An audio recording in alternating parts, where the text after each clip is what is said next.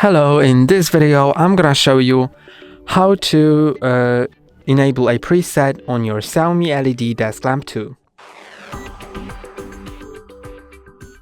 Do it, go into it in the app, then make sure it's on, and now you can go to presets and set it to reading. So it'll have this brightness and this color temperature, computer, warmth, leisure, office, entertainment, or you can click on plus and create your own mode with your own brightness and own color temperature. Then click enter mode name.